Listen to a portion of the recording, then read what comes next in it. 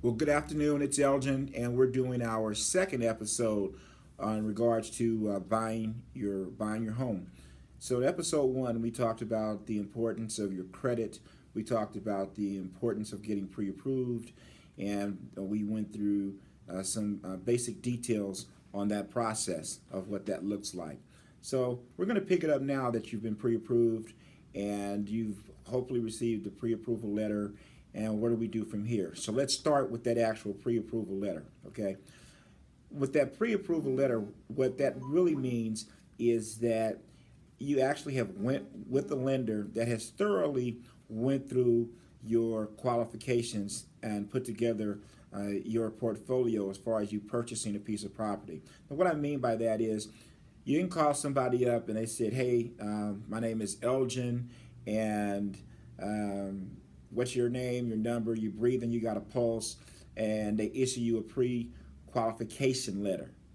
You want a pre-approval letter, something that's preferably gone through what we call DU, which is direct underwriting. We also want them to have checked your credit. They've checked your assets, your tax returns if needed. They've given you an actual pre-approval letter, and most of your pre-approval letters will have a certain amount of time they've been pre-approved up to, like 60 days, 45 days, something along those lines. Now, this is not a commitment, it is a pre-approval. Why is it not a commitment? Because you don't have a property yet. You have a price range, and if you stay within that price range, you now know what your down payment will be, what your monthly payment would be, and what the interest rate would be at that payment. Now remember, interest rates fluctuate. They can adjust. So this is not locked in at that particular point. Speaking to your loan officer directly, there are programs where they can lock your rate in for a certain amount of time. A good loan officer will tell you whether or not that's a good idea for you to do based upon what the environment is at that time in regards to interest rates. So now we've got your pre-approval, and at this time, what do we need to do? Well, we need to start looking at homes. Now here's one key, please. Whatever your pre-approval amount is, your maximum amount, we need to be looking at properties below that amount. So, example, you're approved at 500.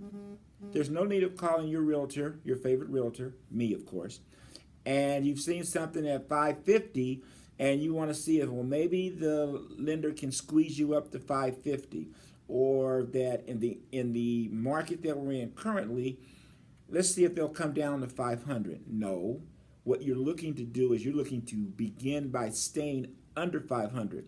Why are we staying under 500?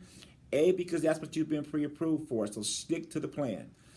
B, we know that that's what you can afford monthly. So again, stick to the plan. And last but not least, when you find a home that you like that is in your price range, you can now go with confidence, make a good offer on that property, and know that you're going to have the opportunity to have your offer accepted. You don't want to go into something and maybe get your offer accepted and then you can't perform.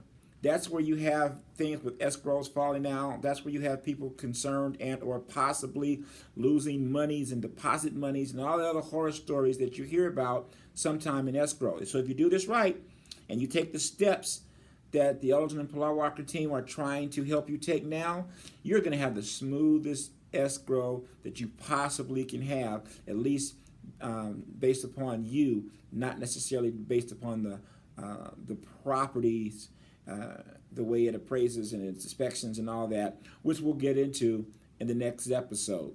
If you have questions, you'd like some information, feel free to text back to the numbers below. Feel free to respond here on our YouTube channel, and we look forward to servicing you, your family, your friends, and anyone that we can help with the opportunity of home ownership in the future.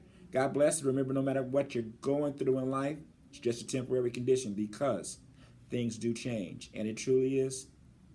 It's a great life. God bless you now.